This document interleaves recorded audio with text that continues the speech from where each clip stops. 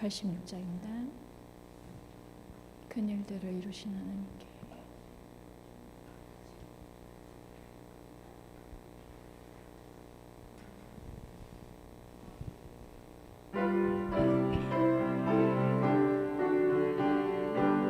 큰일들을 이루신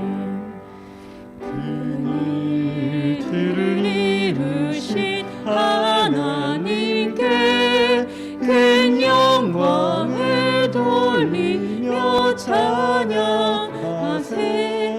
그 아드님 세상에 오심으로 먼 백성의 생명문 열리었네. 찬양해 주님을 큰 소리로 찬양해 주님을 모두 기뻐하라. 만 백성들 모여서 찬양하세. 큰 일들을 이루신 하나님께 그 완전한 구원을 이루시려 주 보혈을 흘리며 희생했네. 그 언약을 믿으며 누구든지 곧 용서를 얻고서 자유하리. 찬양해 주님을 큰 소리로 찬양해 주 주님을 모두 기뻐하라. 만 백성들 모여서 찬양하세. 큰 일들을 이루신 하나님께. 간주하시겠습니다.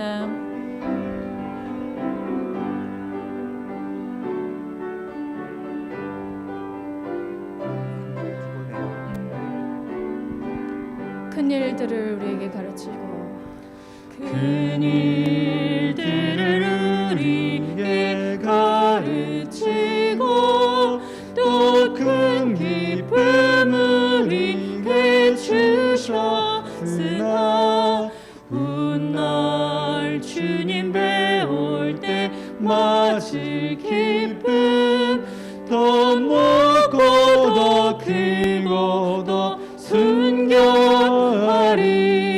찬양해 주님을 큰 소리로 찬양해 주님을 모두 기뻐하라.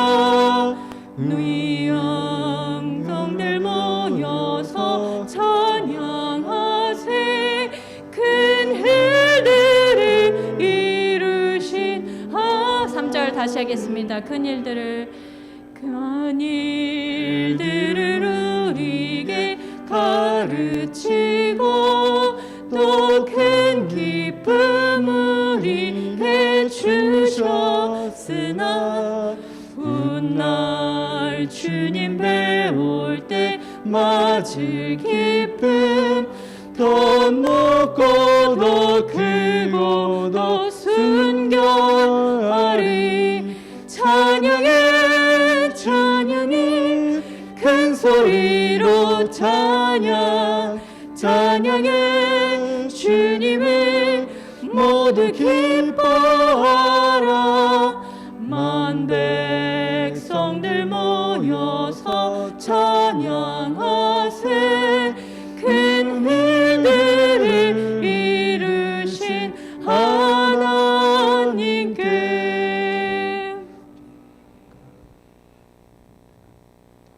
네, 298장 1절만 다 하시겠습니다. 298장입니다.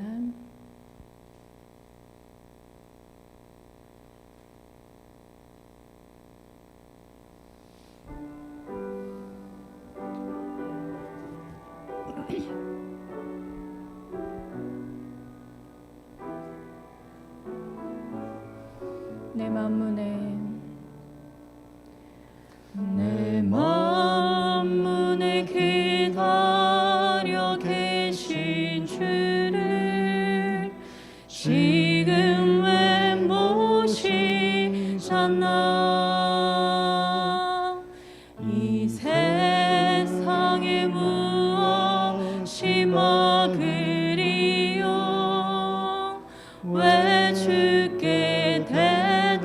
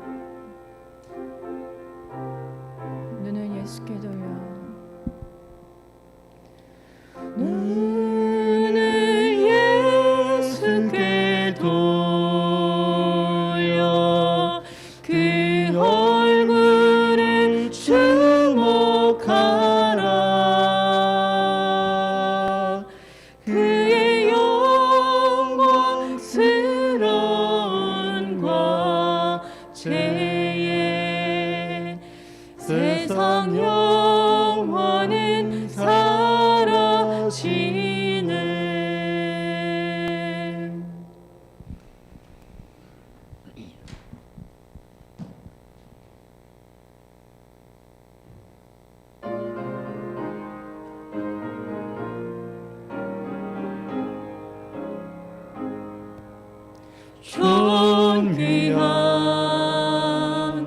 권능의 주님께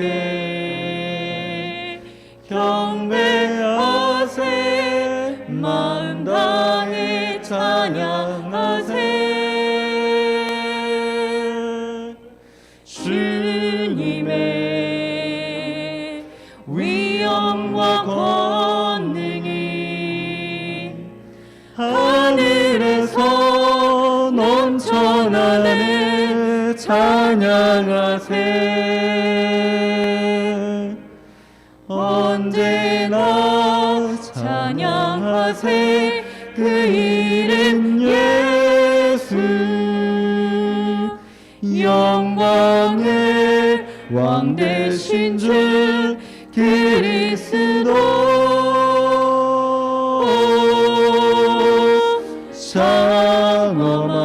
장엄한 권능의 주님께 죽음 이긴 만왕의 왕 경배하세.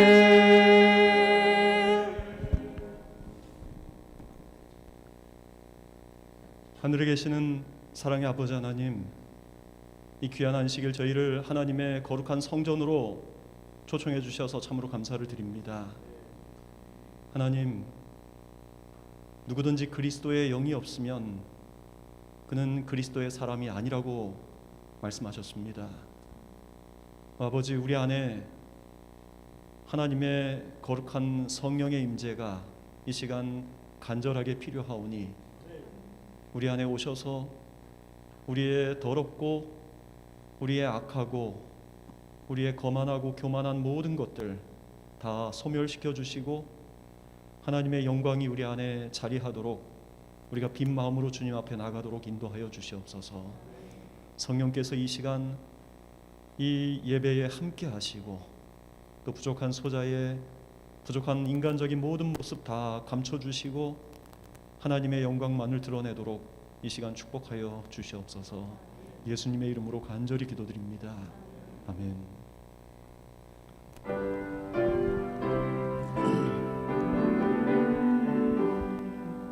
찬미 찬미 복 주신 구세주 예수 산과 들아 사랑을 전하라 경배 경배 정성을 다하여 경배 천구 천사 주 이름 높이세 찬미 찬미 복 주신 구세주 예수 중의 품에 안아주시리니 찬미 찬미 높으신 예수를 찬미 찬미 찬미 영원히 부르세 찬미 찬미 복 주신 구세주 예수 우리 대신 죽음 당하셨네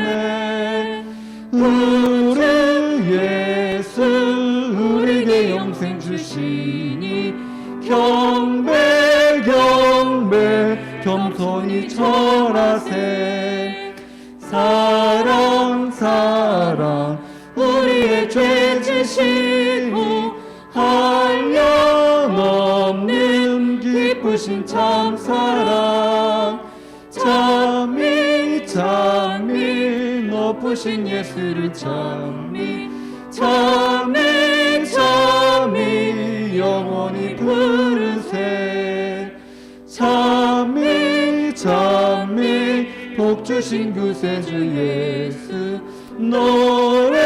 노래소리 하늘을 울리네 예수 그주 영원히 다스리시니 멸류관을 받들어 드리세 우리 구주 세상을 이기시고 영광 중에 다시 오시리니 찬미 찬미 높으신 오신 예수를 찬미 찬미 찬미 영원히 부르세.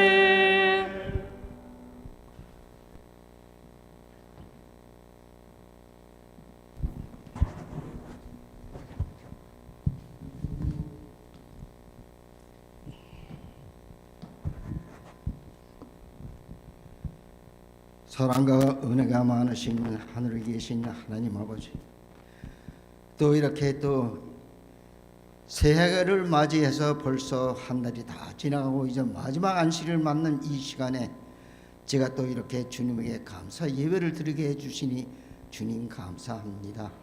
지난 1년 동안 저희가 생활한 믿음의 생활을 돌이켜볼 때 주님 앞에 내놓을 것이 떳떳이 내놓을 것이 없는 그러한 삶을 산 저희들이옵니다. 그러나 새해에는 저희가 보다 더 나은 믿음의 삶을 살 수 있는 저희들이 되게 도와주시고, 또 우리가 주님의 말씀을 따라 이렇게 안식일마다 주님의 성전에 모이는 것이 그저 형식적인 것이 되지 말고 진정 주님과의 가차와지는 그러한 거룩한 일이 되게 주님 저희를 이끌어 주시고, 지난해보다 올해는 보다 더 나은 주님의 말씀에 또 주님을 따르는 저희 귀한 성도들이 되게 주님 저희들을 이끌어 주시옵소서. 또 오늘 이 시간 또 우리 목사님께서 또 저희들에게 귀한 말씀을 주시겠습니다.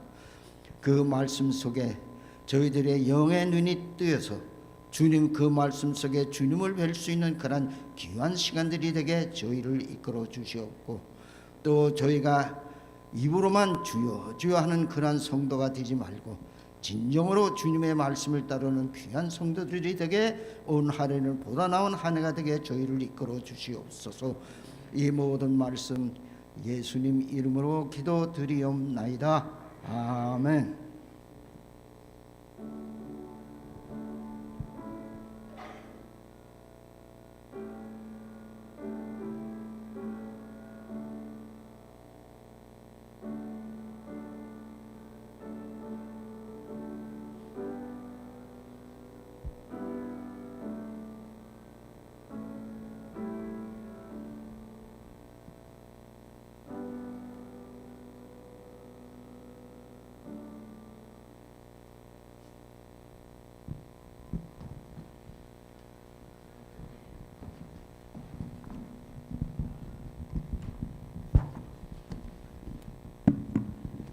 예, 안녕하세요.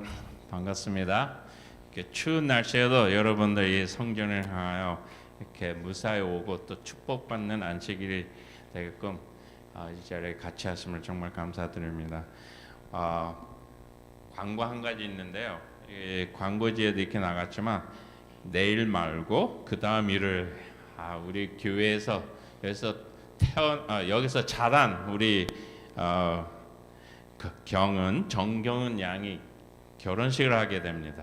그래갖고 다음 주에 우리 전찬문 지사님, 또 이순덕 지사님, 또 저도 갑니다. 저하고 저희 집사람 그리고 전창문 장로님 댁은 벌써 가셨습니다. 그래갖고 참석하기 위해서 가는데 그 결혼식에 여러분들을 생각해 주시고 축복해 주시기 바랍니다. 우리 이순덕 지사님이 한 통 내실 겁니다. 제 생각에는. 오늘 여러분들이 드리는 헌금은 교회 경비 헌금으로 쓰이게 되는 헌금입니다. 생각해 주시고 그 외에 여러분들이 하나님께 약속하신 11금 또 모든 헌금을 이 시간 나가실 때 또 들어오실 때 내주시면 감사하겠습니다. 우리 헌금을 위하여 기도드리겠습니다. 하늘 계신 아버지, 정말로 감사드리옵나이다. 이 어려운 시기에도 우리가 주님께 가지고 정성을 다하여 가지고 나올 수 있는 선물을 우리가 준비할 수 있도록 각 가정에 축복하여 주심을 감사드리옵나이다. 우리가 이 헌금을 통하여 이 교회가 하나님의 말씀을 전하는데 어려움 없이 지난 1년을 보살펴 주셨고 또 앞으로 1년을 보살펴 주실 것임에 우리가 정말로 감사드리며 찬양드리옵나이다. 또 11금과 그의 모든 헌금을 드리는 각 손이 외 또 그 가정에 주님의 넘치는 축복이 갖춰 주시기를 모든 말씀 예수님의 이름으로 기도드렸사옵나이다. 아멘. 우리 목사님 말씀 주시기 전에 아름다운 찬양 듣고 목사님 말씀 듣겠습니다.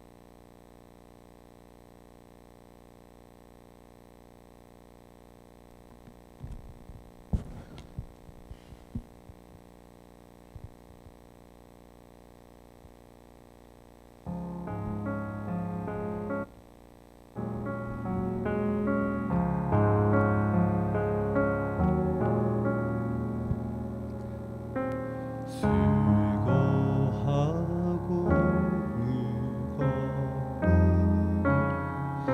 심진 자들아 내게로 오라. 내가 너희를 쉬게 하리라.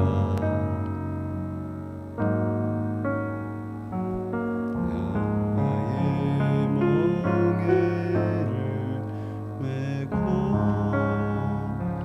내게 배우라. 쉼이 어디리 내게로 오라.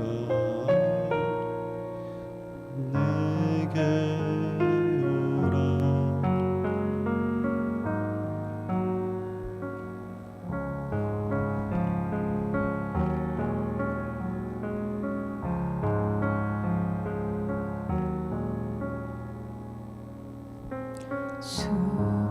수고하고 무거운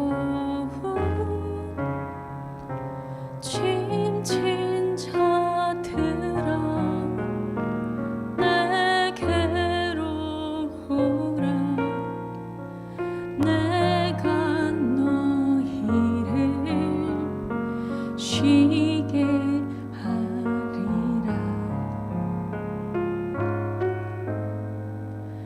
나의 멍에를 메고 내게 배우라. 쉼을 얻으리. 내게로 오라. 내게 오라. 날마다 우리 짐을 지시니 구원의 하나님 사랑의 주 예수 우리 모든 연약함 모든 슬픔 지신 주 찬양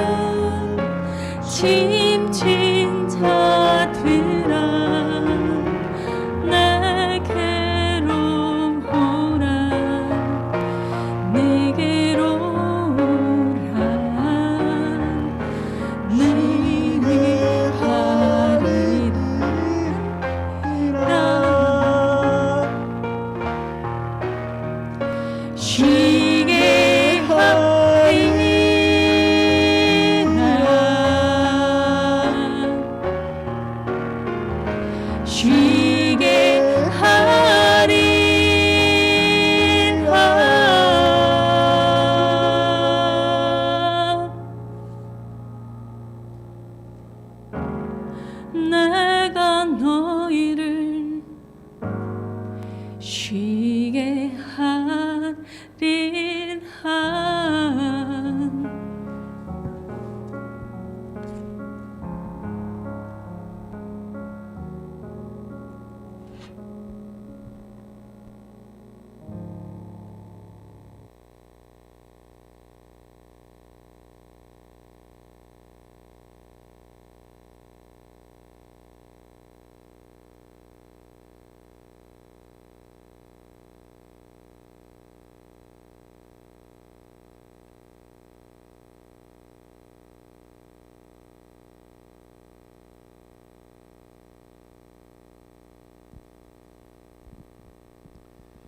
성도 여러분 안녕하십니까? 행복한 안식일입니다. 우리 벌써 1월의 마지막 안식일이 되었는데 우리 안식일에 하나님께 경배드리기 위해서 이 자리에 함께 하신 우리 모든 성도 여러분들 다시 한번 주님의 이름으로 환영합니다. 그리고 온라인으로 또 이 예배에 참여하는 우리 믿음의 가족들 역시 예수님의 이름으로 환영합니다. 있는 곳에서 우리 하나님께서 주시는 은혜와 또 평강을 가득 경험하는 그런 이 안식일이 되기를 간절히 소망합니다. 우리 두 분께서 정말 아름다운 찬양을 또 불러주셨습니다. 이게 화음이 잘 맞는 건지는 제가 처음 듣는 노래에서 잘 모르긴 하겠지만은 우리 기도하는 마음으로 준비해 주신 정말 아름다운 찬양 감사합니다. 오늘 그 찬양의 가사처럼 우리의 모든 이 삶의 무거운 짐들 다 주님 앞에 내려놓고 주님의 멍에를 메고 그분 안에서 쉼을 얻는 그런 시간이 되었으면 정말 좋겠습니다. 저는 오늘 은혜를 입은 절름발이라고 하는 제목으로 하나님 말씀을 나누려고 합니다. 은혜를 입은 절름발이. 먼저 하나님의 말씀 사무엘하 9장 7절부터 있는 말씀을 제가 몇 절 읽도록 하겠습니다. 다윗이 가로되 무서워 말라. 내가 반드시 내 아비 요나단을 인하여 내게 은총을 베풀리라. 내가 내 조부 사울의 밭을 다 내게 도로 주겠고 또 너는 항상 내 상에서 먹을지니라. 저가 절하며 가로되 이 종이 무엇이관데 왕께서 죽은 개 같은 나를 돌아보시나이까. 무비보셋이 항상 왕의 상에서 먹음으로 예루살렘에 거하니라. 그는 두 발이 다 절뚝이더라. 1995년 미국 메이저리그는 미국 프로야구 메이저리그는 개막한 지 거의 한 달이 되기까지 아주 경기가 이상했습니다. 여러 구단들마다 벌어지는 경기들이 정말 형편이 없었습니다. 투수들이 던진 공은 포수에게 공이 제대로 들어가지도 못했고 타자들이 친 공은 이 경기의 그 외야까지도 날아가지도 않았습니다. 어쩌다가 공이 이 외야까지 날아가면 선수들은 우왕좌왕했습니다. 그 경기에 참여한 선수들은 정규 메이저리그 선수들이 아니었습니다. 1995년 그 당시 정규 메이저리그 선수들은 파업 중이었습니다. 지금도 메이저리그가 파업인 것으로 제가 알고 있는데 지금처럼 파업 중이었습니다. 그래서 각 구단을 맡은 구단주들은 이 야구의 시즌이 시작되자 선수들이 없었기 때문에 급하게 실력이 한참 모자라는 선수들을 끌어모았습니다. 그 당시에는 이 마이너리그의 선수들조차도 파업 중이었기 때문에 그들을 데려올 수도 없었습니다. 그래서 땅볼을 그저 처리할 줄 알고 공을 던질 수만 있으면 메이저리그 선수가 된 것입니다. 이런 사람들이 모였으니 1995년 메이저리그의 경기가 어땠을까요? 경기가 수준에 못 미친다라고 하는 것은 너무나 당연한 일이었습니다. 하지만 그렇게 이 선수로 활동했던 그 비정규의 그 선수들은 코치가 하는 말에 매우 순종적이었습니다. 그리고 심판의 판정에 그들은 아주 고분했습니다. 그들은 자신들의 유니폼을 세탁해주는 직원들에게도 아주 감사를 표현했고 어쩌다가 팬들이 사인을 요청하면 정말 크게 감격을 했습니다. 그들이 비록 정규 프로야구 선수는 아니어서 경기력은 형편없었지만 그들은 그들에게 주어진 그 특권을 아주 감사하게 여기며 마냥 행복했습니다. 여러분, 그 이유가 무엇일까요? 그것은 그들이 그 짧은 기간 동안 누렸던 그들의 그 축복이 그들의 신분과 자격에 걸맞지 않은 것이었기 때문입니다. 우리는 이것을 은혜라고 부릅니다. 은혜. 여러분, 은혜는 자격이 없는 사람들에게 베풀어지는 어떤 호의나 친절을 말합니다. 우리 아이들을 위해서 성경 퀴즈가 마련이 되어 있습니다. 우리 서하는 지금 좀 전달해 주십시오. 은혜는 어떤 자격이 없는 사람들에게 베풀어지는 호의나 친절을 말합니다. 그런데 여러분, 성경에는요, 이 은혜를 경험한 사람들의 이야기가 참 많이 기록되어 있습니다. 우리가 다 살펴보지 못하더라도 크게 생각나는 것들만 나열하면 이렇습니다. 1만 달란트를 주인에게서 탕감받은 그 종의 이야기, 그리고 오후 늦은 시간, 오후 5시에 포도원에 들어가서 불과 1시간밖에 일하지 않고 하루 온전한 품삯을 받은 포도원 품꾼의 이야기들이 바로 그런 이야기들이죠. 그리고 스가랴에 나오는 한 이상 가운데에서 더러운 옷을 입고 사단의 고소를 받고 있던 그 대제사장 여호수아에게 깨끗한 세마포 옷을 입히는 하나님의 모습, 그리고 요한복음 8장에 나오는 가늠하다가 현장에서 붙들려서 벌거 벗겨진 채로 이제 돌에 맞아 죽을 위기 가운데에서 예수님에게 구원받은 그 마리아의 이야기가 그렇습니다. 이런 성경의 이야기들은 죄인을 향한 하나님의 사랑이 얼마나 무조건적이고 얼마나 크고 위대한지를, 얼마나 깊은지를 우리에게 보여주는 것들입니다. 우리는 방금 전에 읽은 이 사무엘 하에 있는 말씀 가운데에서 다윗 왕 앞에 서 있던 한 사람을 보게 됩니다. 그는 자신을 스스로 죽은 개 같은 나를 어찌하여 돌보십니까? 라고 자기를 말할 정도로 정말 비참한 상태에 있었습니다.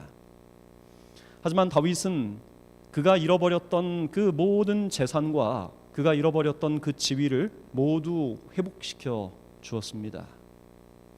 저는 오늘 그 한 사람의 이야기를 통해서 우리를 향한 하나님의 사랑을 한번 생각해 보려고 합니다. 먼저 그가 어떤 사람이었는지, 성경에 그 이름은 무비보셋이라고 하는 사람이었는데 그가 어떤 사람이었는지를 함께 살펴보도록 하겠습니다. 사무엘하 4장 4절의 말씀이에요. 사울의 아들 요나단에게 절뚝발이 아들 하나가 있으니 이름은 무비보셋이라. 전에 사울과 요나단의 죽은 소식이 이스라엘에서 올 때에 그 나이 5살이었는데 그 유모가 안고 도망하더니 급히 도망함으로 아이가 떨어져 절개되었더라. 여러분, 우리가 살펴볼 이 무비보셋이라고 하는 사람은 요나단의 아들이자 이스라엘의 초대 왕이었던 사울의 손자였습니다. 그러니까 왕의 자손이었어요. 그런데 이 사울과 그의 아들 요나단이 블레셋과의 전쟁에서 죽게 되자 이제 이 이스라엘의 새로운 왕으로 다윗이 등장을 하게 되죠. 다윗이 이스라엘의 새로운 왕으로 등장하게 되었을 때 사울의 친척들은 서둘러 왕궁을 빠져나가서 도망을 갔습니다. 왜냐하면 그 당시 새 왕이 등장하면 이전 왕에 남겨진 그 가족들을 모두 다 제거하는 것이 보편적인 관습이었기 때문에 그렇습니다. 얼마나 황급히 도망을 갔던지 이 무비보셋을 보호하고 있던 그 유모가 황급히 도망가다가 5살 된 이 어린 아이를 떨어뜨렸어요. 그리고 그 일로 이 어린 무비보셋은 어린 시절부터 5살 때부터 2 다리를 저는 불구가 된 것입니다. 여러분, 그 이후에 이 무비보셋의 삶이 어땠을까요? 하루아침에 삶의 모든 것이 바뀌었을 것입니다. 당당한 왕의 자손으로 살다가 하루아침에 도망자의 신분이 된 것이죠. 건강한 신체에서 다리를 저는 불구의 삶으로 평생을 살아야 했습니다. 사무엘하 9장 4절에 의하면 이 무비보셋이 그렇게 도망을 가서 살게 된 그 마을이 로드발이라고 하는 그런 지역이었다고 성경은 기록하고 있어요. 로드발. 근데 이 로드발이라고 하는 이 단어는 이 없다라고 하는 뜻의 로라고 하는 히브리어와 그 다음에 초원이라고 하는 뜻의 드발이라고 하는 그 단어가 합쳐진 말입니다. 그래서 이 로드발의 이름의 뜻은 초원이 없는 불모의 땅이라고 하는 그런 의미를 가지고 있어요. 그가 다윗을 피해서 살았던 그 로드발은 어쩌면 이 무비보셋의 그 거친 삶, 그 이후에 그 인생이 어떤 것이었음을 우리에게 암시적으로 보여주는 그런 이름이 아닌가 생각이 듭니다. 여러분, 사람들은 죄로 인해서 우리가 죽을 수밖에 없게 된 이 사람들은 여러모로 이 무비보셋의 삶과 좀 비슷한 것 같아요. 그가 존귀한 왕의 후손으로 태어났지만 아버지를 잃고 정말 비참한 상태가 된 것처럼 사람들은 하나님의 형상으로 지어진 하나님의 자녀로 지어졌지만 죄로 인해서 하늘 아버지를 잃어버린 존재가 되었죠.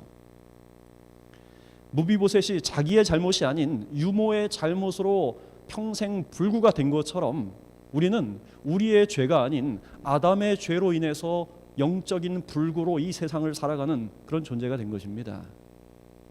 무비보셋이 누구의 도움 없이는 아무것도 스스로 할 수 없는 실패자가 된 것처럼 사람은 스스로 아무런 선도 행할 수 없는 영적인 실패자가 되고 만 것입니다. 이처럼 성경이 드러내는 이 무비보셋의 삶은 오늘 우리의 모습과 크게 다르지 않습니다. 차이가 있다면 무비보셋은 자신의 불행한 그 처지와 운명에 대하여 그가 알고 있었다면 오늘 우리는 우리의 이 죄로 인해서 우리가 겪고 있는 이 인생의 굴레가 얼마나 심각하고 얼마나 우리가 불행한 처지에 있는지를 잘 모르고 있다는 사실, 그것이 차이일 것입니다. 하지만 이처럼 불쌍한 무비보셋에게 은혜를 베풀어주는 한 사람이 있었습니다. 사무엘하 9장 1절입니다. 다윗이 가로되 사울의 집에 오히려 남은 사람이 있느냐? 내가 요나단을 인하여 그 사람에게 은총을 베풀리라 하니라. 이스라엘의 왕이 된 다윗은 죽은 사울의 남겨진 혈육, 그들의 남겨진 자손을 찾기 시작했어요. 왜 그렇습니까? 사울이 다윗을 그토록 죽이려고 혈안이 되어서 근 10년이 넘는 시간 동안 다윗을 죽이려고 했었는데 그토록 자신을 미워했던 그 사울의 남겨진 가족에 대하여 다윗이 복수를 하려고 했을까요? 아닙니다. 지금 이 말씀 보면 내가 요나단을 인하여 그 사람, 그 남겨진 사울의 후손에게 무엇을 베풀겠다고요? 은총을 베풀겠다라고 다윗이 말을 하는 것입니다. 지금 이 다윗이 무비보셋을 찾은 그때는 다윗이 왕이 된 지 곧바로는 아니에요. 한 20년의 시간이 흘렀을 때예요. 다윗이 왜 왕이 된 지 한 20년이 지나서야 그 일을 했는지는 모르겠지만 그때 가서 다윗은 그가 요나단과 했던 그 언약, 그 약속을 기억한 것입니다. 사무엘상 20장에 보면 요나단이 이렇게 말합니다. 너는 나의 사는 날 동안에 여호와의 인자를 내게 베풀어서 나로 죽지 않게 할 뿐 아니라 여호와께서 너 다윗의 대적들을 지면에서 다 끊어버리신 때에도 너는 내 인자를 내 집에서 영영히 끊어버리지 말라 하고 이에 요나단이 다윗의 집과 언약하기를 여호와께서는 다윗의 대적들을 치실지어다 하니라. 제가 한 2주 전에 이 요나단에 관해서 설교를 좀 했었습니다. 그때 요나단이 다윗과 맺은 그 언약에 대해서도 제가 말씀을 드린 바가 있죠. 여러분, 성경은 언약에 대한 책입니다. 언약. 하나님께서 그분의 백성들과 맺으신 언약이 어찌 보면 이 성경의 제일 큰 주제 중에 하나라고 할 수 있어요. 하나님께서는 범죄한 인류를 구원하시기 위해서 죽음도 끊어낼 수 없는 그 영원한 언약을 하나님의 백성들에게 하셨습니다. 그게 성경에 나오는 모세의 언약이요 다윗 언약입니다. 그리고 성경에 나오는 새 언약이에요. 그게. 그런데 여러분, 성경에는요, 하나님께서 사람들과 더불어 언약을 맺으시기도 하지만 하나님께서 천연계와도 더불어 언약을 맺으신다는 것을 여러분 아십니까 혹시? 창세기 1장 14절의 말씀입니다. 하나님이 가라사대 하늘의 궁창에 광명이 있어 주야를 나뉘게 하라. 또 그 광명으로 하여금 징조와 사시와 일자와 연한이 이루라 라고 말씀하셔요. 하나님께서 창조 주간의 그 네 번째 날 하늘에 두 개의 큰 광명과 별들을 만드셨다라고 말씀하십니다. 그리고 그 광명이 각각 낮을 주관하게 하고 밤을 주관하게 했다라고 성경은 말합니다. 그런데 흥미로운 것은요, 지금 이 말씀 가운데 하나님께서 그 광명들을 통하여 지금 징조와 사시와 일자와 연한을 이루라라고 말씀하셨어요. 영어 성경에 의하면 signs, seasons, days 그리고 years. 하나님께서 하늘에 두신 그 두 개의 큰 광명, 달과 태양, 그것들이 징조와 사시와 일자와 연한을 이루는 그 도구가 되겠다는 것이에요. 여러분, 이 말씀은요, 하나님께서 세상을 창조하실 때 그분의 법칙을 천연계의 어떤 한 특별한 질서로 넣어 두셨다라고 하는 그런 말입니다. 그래서 그분의 법칙대로 이 천연계가 움직이도록 설계하셨다라고 하는 그런 말이에요. 맞습니까, 여러분? 그것을 다른 말로 표현하면 하나님께서 천연계와 더불어 언약을 맺으셨다라고 말할 수가 있어요.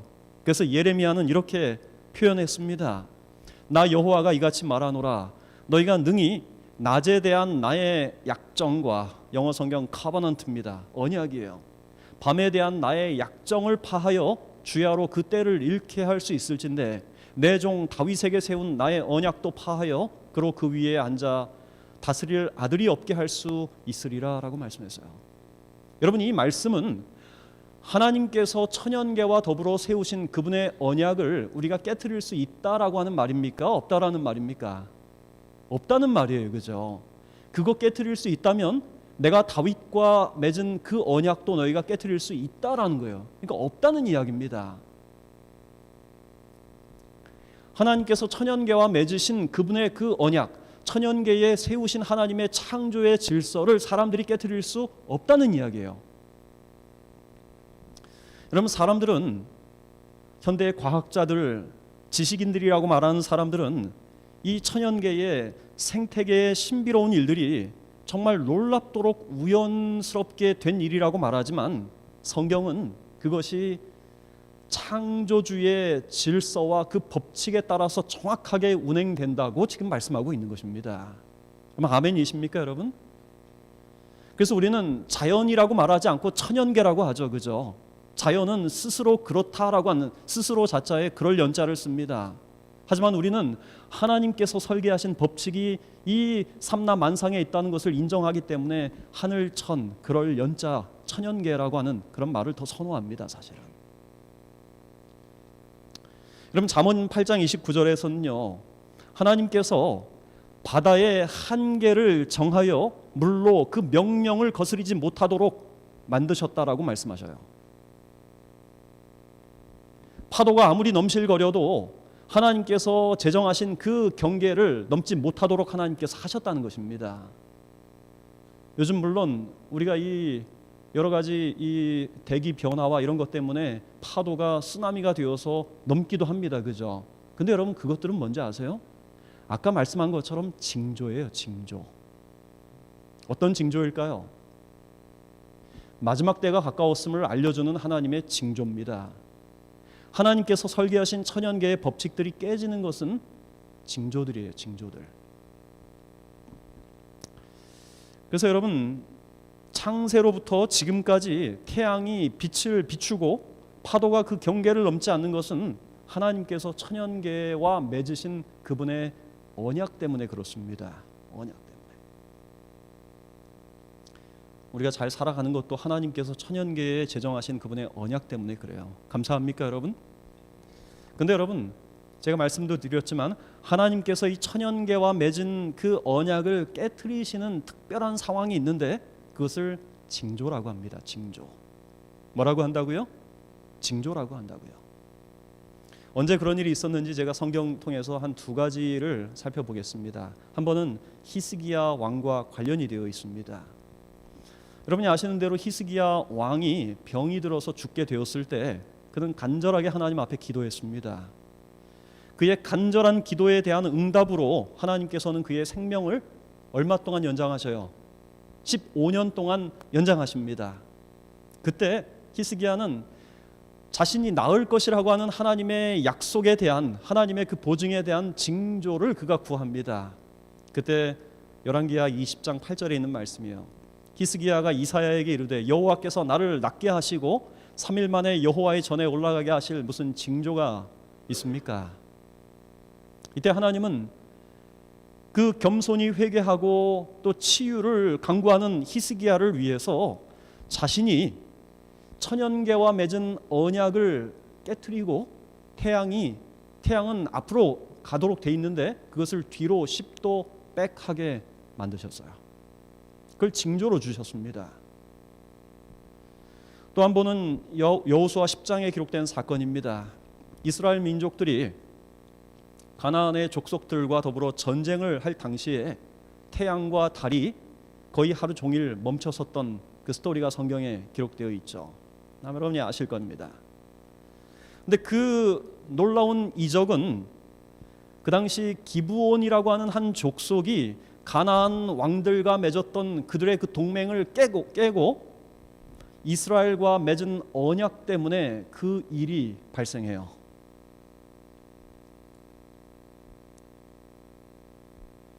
여러분, 이 기브온 족속들은 거침없이 가나안을 정복해 오는 여호수아와 이스라엘 백성들에게 두려움을 느꼈습니다. 그래서 그들이 가나안 족속들과 맺었던 그 언약을 깨고 이스라엘과 더불어 동맹을 맺기를 원해요.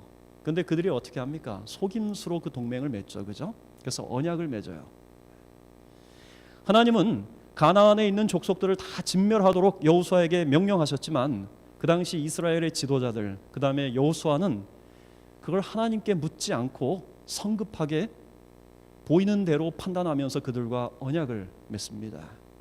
그리고 3일이 지나서 그 언약이 잘못 맺어진 언약이라고 하는 속임수로 맺어진 언약이라는 것을 그들이 알게 됩니다. 그런데 여러분, 참 신비로운 것은 뭔가 하면요, 그 언약이 속임수로 맺어졌을지라도 그 맺어진 언약은 지켜져야 했던 것입니다.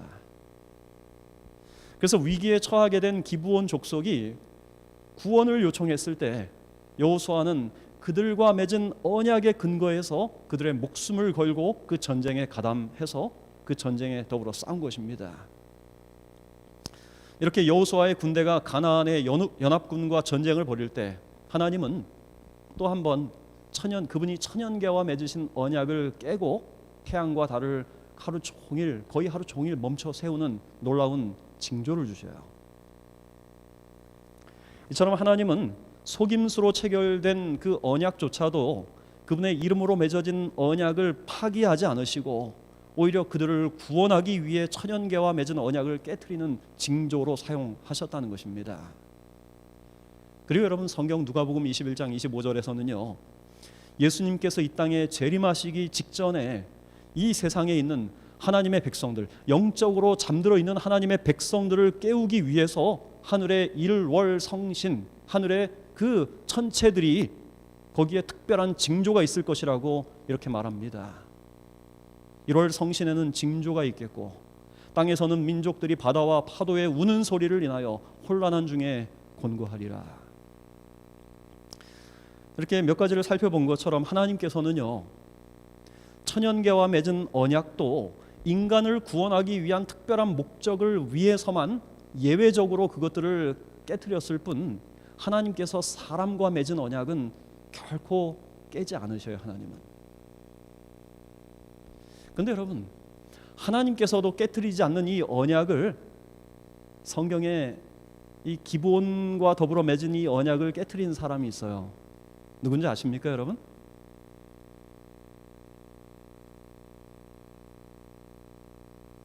사무엘하 21장 1절에 그 얘기가 나옵니다. 다윗의 시대에 연분연 3년 기근이 있으므로 다윗이 여호와 앞에 간구하며 여호와께서 가라사대 이는 사울과 피를 흘린 그 집을 인함이니 저가 기브온 사람들을 죽였습니다. 사울 때문에 사울이 그 하나님께서도 깨트리지 못하는 이스라엘이 그 기브온 족속과 맺은 언약을 사울이 깨트렸어요. 다윗 시대에 3년 기근이 연달아 있었습니다. 다윗이 하나님 앞에 그 이유를 물으니 하나님께서는 사울이 기브온 사람들을 죽였기 때문이라고 알려주셨어요. 여러분, 여호수아와 맺은 비록 속임수를 통해서 맺어진 언약이긴 하지만 그 언약에 의거해서 기브온 사람들은 이스라엘 백성들과 함께 죽이지 말고 함께 살도록 되어 있었어요. 그래서 성경은 그들을 나무를 패고 물을 깃는 그 종으로 그들과 함께 거주하도록 허락을 했었어요. 그런데 사울이 그 언약을 깨고 기브온 사람들을 죽인 거예요.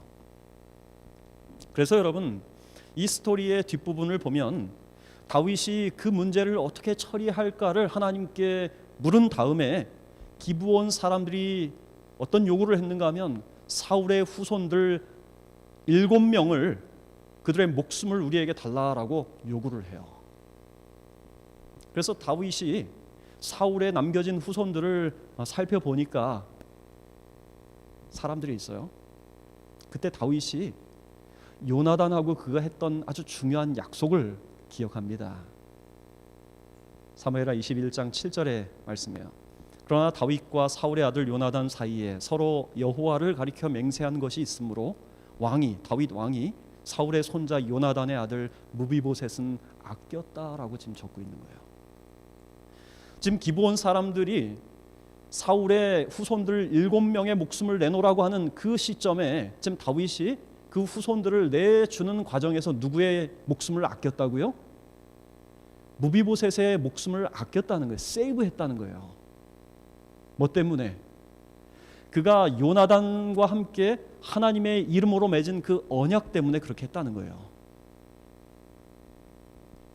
그러므로 이 말씀은 무비보셋의 생명이 그의 아버지가 다윗과 맺은 언약 때문에 지금 죽을 상황 속에서 보존되었다라고 하는 그 이야기가 지금 이야기입니다. 제가 칼국수를 참 좋아합니다. 아마 아시는 분 아시리라고 생각이 들어요.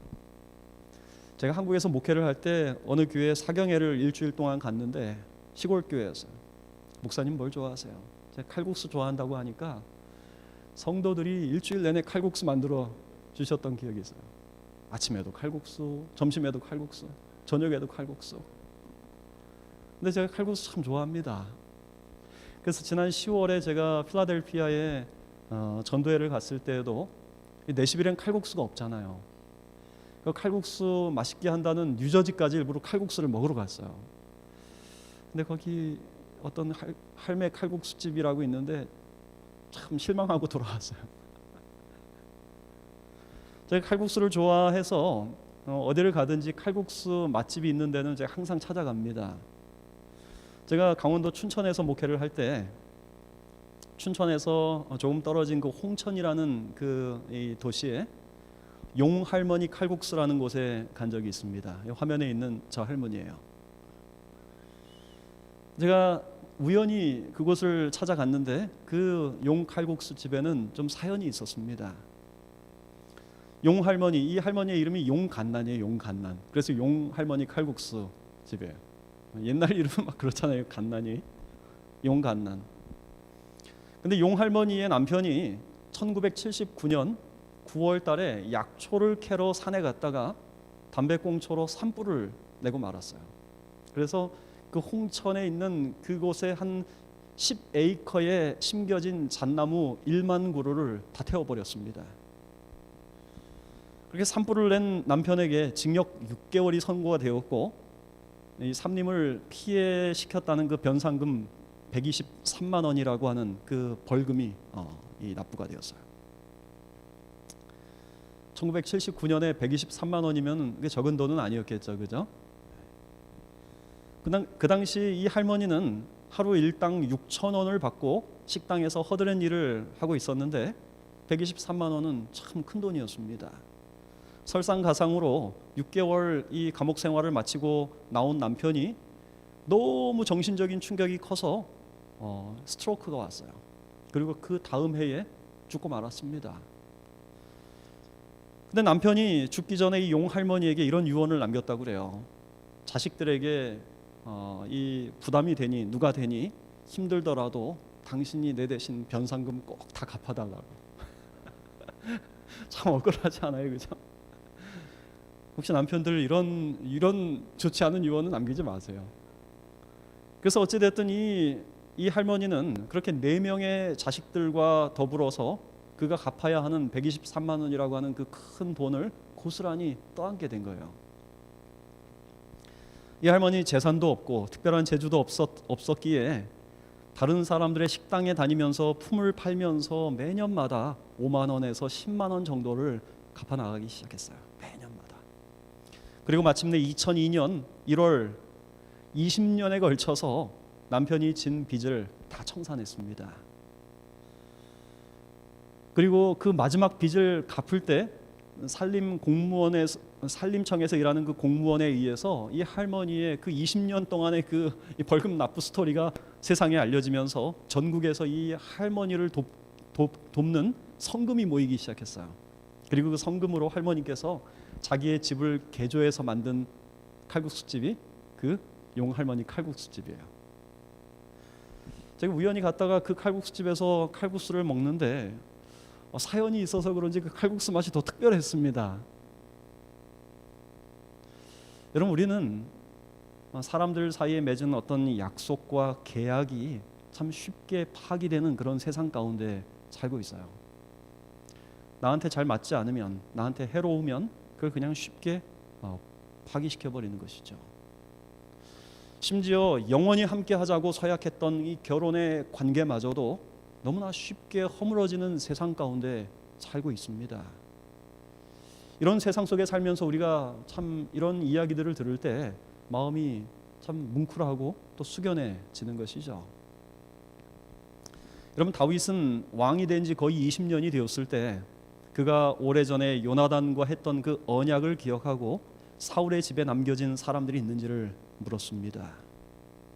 이때 사울의 종이었던 시바라고 하는 사람이 다윗에게 나와서 요나단의 아들 한 사람이 있는데 그 사람 절뚝발이라고 그렇게 이야기했어요. 여러분, 그런데 다윗에게는 그 사람이 절뚝발이건 아니건 성한 사람이건 그건 상관이 없었습니다. 그가 요나단의 아들이면 그와 맺은 언약 때문에 그 사람이 중요했던 거예요. 그래서 다윗은 당장 그를 찾아오라고 말합니다. 여러분, 거의 한 20여 년 만에 무비보셋이 다윗 왕 앞에 서는 일이 여러분 쉬운 일이었을 거라고 생각하십니까, 여러분? 아니에요. 여러분, 다윗은요, 사울의 후손 중에 한 사람이라도 살아 있으면 자기의 보좌가 위태롭게 될지도 모른다는 것을 다윗이 잘 알았어요. 그리고 이런 상황은 그 당시에 일반적으로 다른 모든 경쟁자를 다 몰살시키는 그런 이 방법으로 끝나곤 했던 것입니다. 그래서 무비보셋은 두려움에 떨면서 다윗 앞에 섰습니다. 그때 다윗이 그에게 뭐라고 말합니까? 처음에 읽었던 말씀이에요. 다윗이 가로되 무서워 말라. 내가 반드시 내 아비 요나단을 인하여 내게 은총을 베풀리라. 내가 내 조부 사울의 밭을 다 내게 도로 주겠고 또 너는 항상 내 상에서 먹을지니라. 저는 이 사무엘하 9장 7절의 이 말씀이 참 복음이라고 저는 생각합니다. 여러분, 혹시 자기가 다윗에게 나가서 죽을지도 모른다는 생각으로 다윗에게 나갔던 그 무비보셋은 정말 이상한 말을 듣는 거예요. 자기의 아버지 요나단이 다윗과 맺은 그 언약 때문에 왕이 자기에게 은총을 베풀겠다는 것입니다. 자기의 선행 때문이 아니라. 지금까지 이 무비보셋은 은총과는 거리가 먼 삶을 살았습니다. 절름발이요 도망자로 지내왔던 그의 삶은 정말 고달픈 인생이었어요. 하지만 고달픈 그의 인생은 그가 다윗 왕 앞에 두려움 가운데 섰을 때 끝을 보게 된 거예요. 그의 재산은 회복되었고 그는 평생 왕의 식탁에서 먹을 수 있는 특권이 그에게 주어진 것입니다. 여러분, 이 무비보셋이 다윗의 궁전에서 식사하는 모습을 한번 상상해 보십시오. 아마도 다윗 왕은 그 식탁의 가장 상석에 앉았을 것입니다. 그리고 영리하고 교활한 다윗의 첫째 아들 암논이 그 가까운 곳에 자리를 했을 거예요. 매력적이고 아름다운 다윗의 딸 다말은 또 한쪽에 자리를 앉았을 것입니다. 차기 왕이자 지혜로운 솔로몬이 또 한 자리를 차지합니다. 이때 이 어깨까지 머리를 길게 늘어뜨린 준수한 왕자 압살롬이 맞은편에 자리를 해요. 그리고 용맹스러운 군대 장관인 요압이 한 자리를 차지하는 것입니다. 여러분, 이런 자리에 두 다리를 절고 그곳에 나타난 무비보셋을 한번 상상해 보십시오. 그는 왕이 먹는 상에 전혀 어울리지 않는 그런 사람이었습니다. 하지만 그가 왕의 상에서 함께 먹을 수 있었던 것은 그의 아버지 요나단이 다윗과 맺은 언약과 그 언약에 신실했던 다윗의 은혜 때문에 가능했던 일입니다.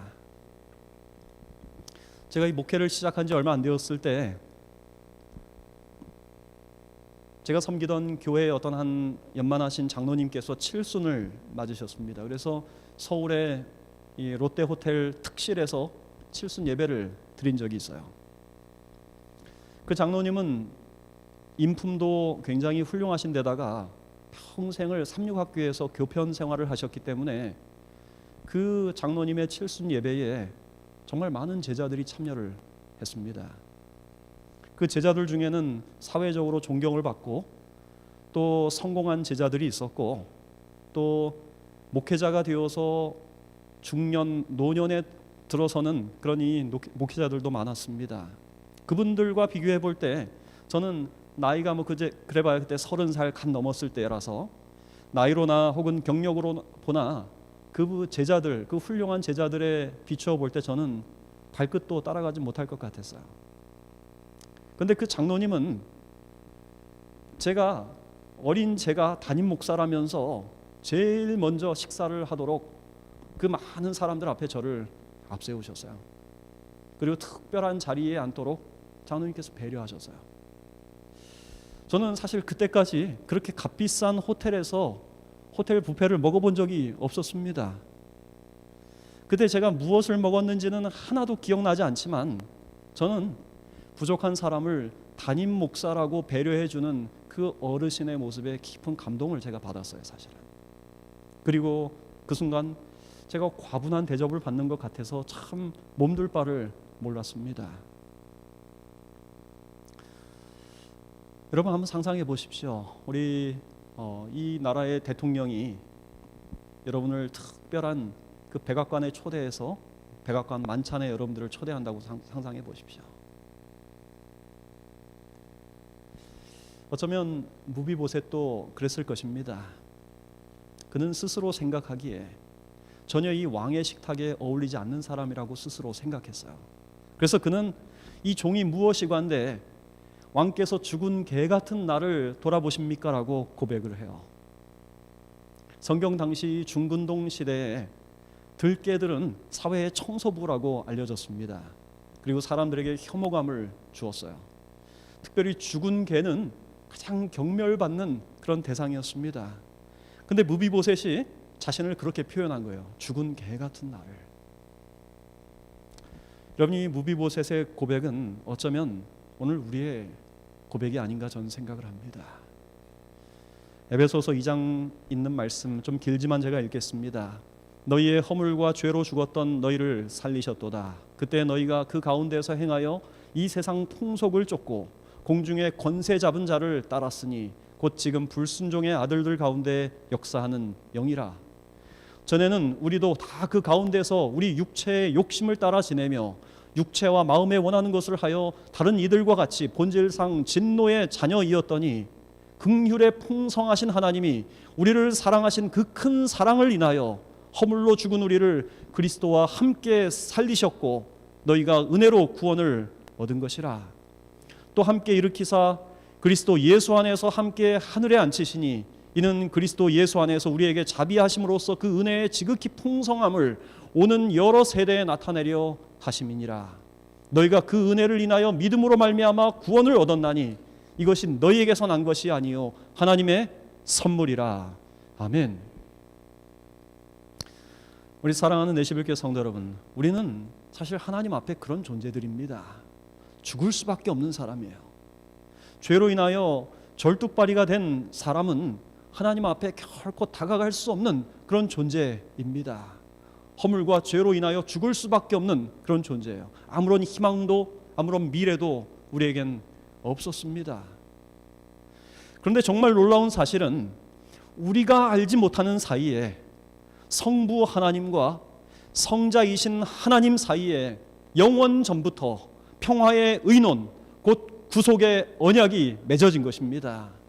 그 언약에 의해서 예수님께서 종이 되어 이 땅에 오셨어요. 그리고 그 언약에 의해서 이 땅에서 우리의 죄악을 인하여 그분께서 우리의 저주를 대신 가져가셨어요. 그래서 시편 50편 5절은 우리와 하나님 사이가 제사로 맺어진 언약의 관계라고 성경은 말씀합니다. 나의 성도를 내 앞에 모으라. 곧 제사로 나와 언약한 자니라. 그렇게 말씀하셔요. 제물이신 예수 그리스도께서 십자가의 죽으심으로 우리에겐 영원한 하나님의 언약의 인이 찍혔습니다. 그리고 우리는 그분의 영원한 소유가 된 거예요. 여러분 감사하지 않습니까? 여러분 그런 은혜와 사랑을 받은 우리가 어떻게 살아야 할까요? 다윗에게서 그런 호의를 받은 무비보셋에게 일어난 변화에 대해서 부조와 선지자 713쪽은 이렇게 기록하고 있습니다. 무비보셋은 다윗의 원수들의 보고를 통하여 다윗이 왕위의 찬탈자란 강력한 편견을 품고 있었다.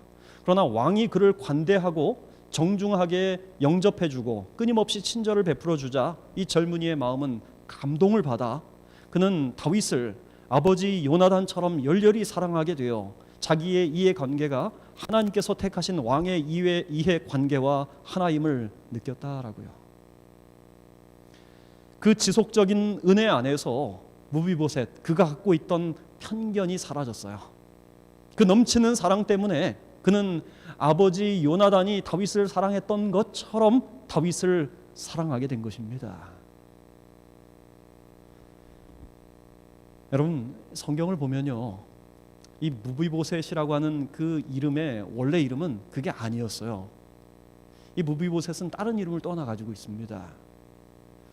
역대상 8장 34절과 9장 40절에 보면 원래 이 무비보셋의 이름은 혹시 뭔지 아십니까 여러분? 무립바알이라고 불렸습니다. 무립바알. 근데 여러분 이 무립바알이라고 하는 그 말의 뜻은 바알로 만족하는 사람, 바알 신 있지 않습니까? 바알 신으로 만족하는 사람이라고 하는 그런 뜻이에요. 왜 그런 이름을 붙였는지는 잘 모르겠지만 그는 원래 그런 이름을 가지고 있었어요. 그런데 무비보셋은 부끄러움으로부터 벗어난 사람이라고 하는 그런 뜻을 갖고 있습니다. 여러분 어쩌면 이 무비보셋이 다윗에게 은혜를 입기 전에는 이 세상의 신인 바알로 만족하며 사는 그런 인생이었을지 모르겠습니다. 하지만 다윗을 통한 하나님의 은혜 속에서 그는 자신의 부끄러움을 완전히 벗어버리는 자유로운 삶을 살 수가 있었던 것입니다. 우리 사랑하는 내시빌교회 성도 여러분, 오늘 우리의 삶은 어떻습니까? 우리는 이 세상의 신인 바알로 만족하며 살고 있지는 않습니까? 하나님의 은혜는 우리를 과거의 부끄러움과 수치, 실패와 좌절로부터 우리를 건져주시는데 우린 여전히 과거에 얽매인 채 살아가고 있지는 않습니까? 하나님을 섬기면서도 하나님에 대한 오해와 편견을 무비보셋이 다윗에게 가졌던 것처럼 우리도 갖고 있지는 않습니까? 혹은 하나님을 두려운 분으로 여러분 오해하고 있지는 않습니까? 오늘 하나님은 그분의 은혜 가운데 그분의 사랑 안에서 여러분의 수치와 실패가 감사와 기쁨으로 바뀌게 되기를 간절히 원하십니다. 만약 우리의 마음이 하나님께서 베푸시는 그 은혜로 매일매일 감동을 받게 된다면 무비보셋이 다윗을 사랑하게 된 것처럼 우리도 하나님을 사랑하게 될 것입니다. 만약 우리의 마음이 하나님의 말씀으로 매일 새로워진다면 우리의 이해관계가 하나님의 이해관계와 하나가 될 것입니다. 여러분, 오늘 하나님은 저와 여러분을 초청하십니다. 여러분의 삶이 어땠든지 상관없이 여러분의 삶을 초청하고 계셔요. 너희 목마른 자들아 물로 나오라. 돈 없는 자도 오라. 너희는 와서 사 먹되 돈 없이 값 없이 와서 포도주와 젖을 사라. 너희가 어찌하여 양식 아닌 것을 위하여 은을 달아주며 배부르게 못할 것을 위하여 수고하느냐. 나를 청종하라. 그리하면 너희가 좋은 것을 먹을 것이며 너희 마음이 기름진 것으로 즐거움을 얻으리라. 너희는 귀를 기울이고 내게 나와 들으라. 그리하면 너희 영혼이 살리라. 내가 너희에게 영원한 언약을 세우리니 곧 다윗에게 허락한 확실한 은혜니라. 아멘. 우리 사랑하는 내시빌교회 성도 여러분, 오늘 이 하나님의 귀한 초청에 응하여 우리의 삶에 참된 기쁨이 날마다 솟아나기를 바라면서 오늘 말씀을 마치도록 하겠습니다. 우리 다 함께 일어나 찬미 382장 함께 부르겠습니다.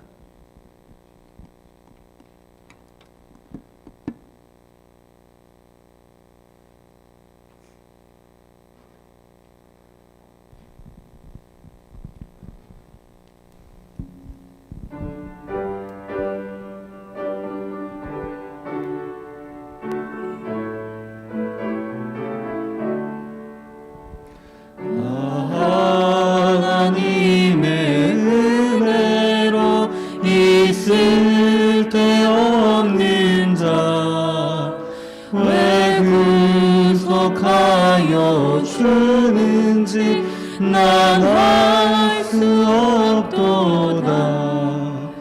내가 믿고 의지함이 내 모든 형편하시는 주님 늘 돌보실 것은 내가 확신함일세.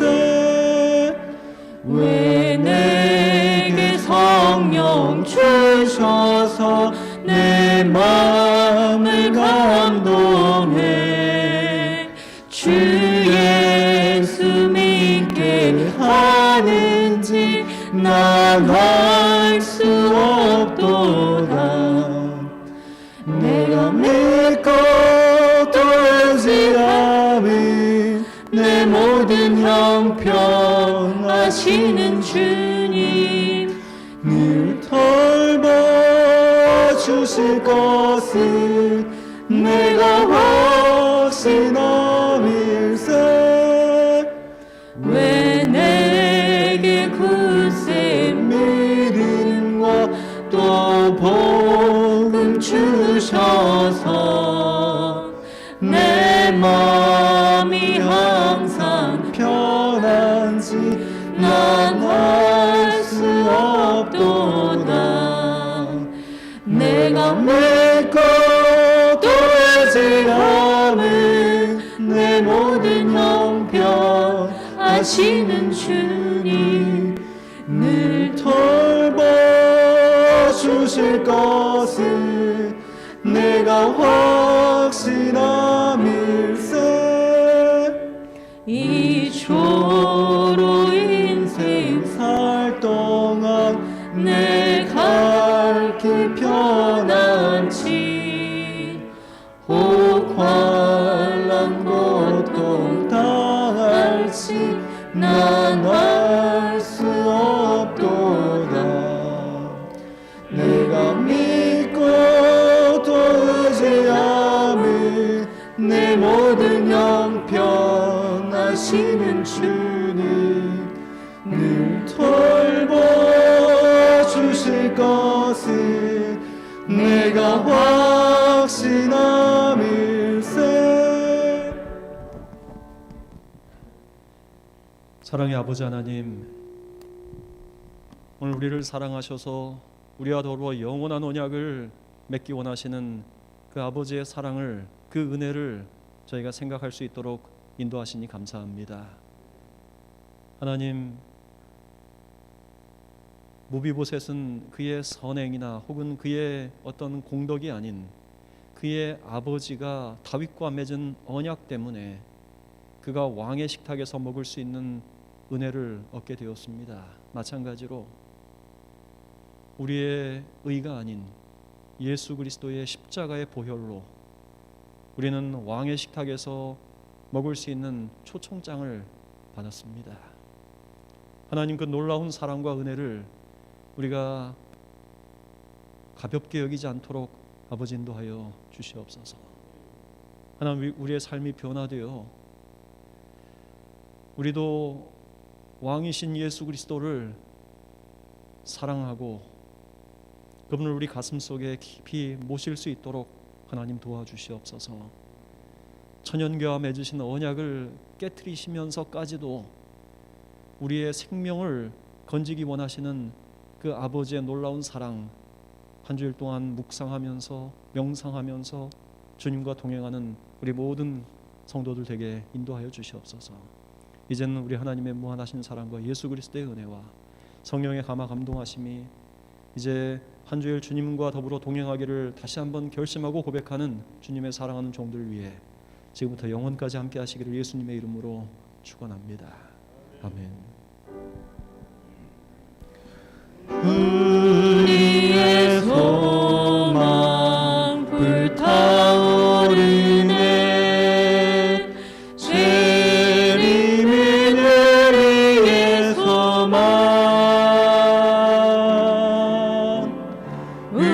우리의 믿음 불타오르네 말씀에 굳게 선 믿음 남은 때가 없으리 주님 다시 오시리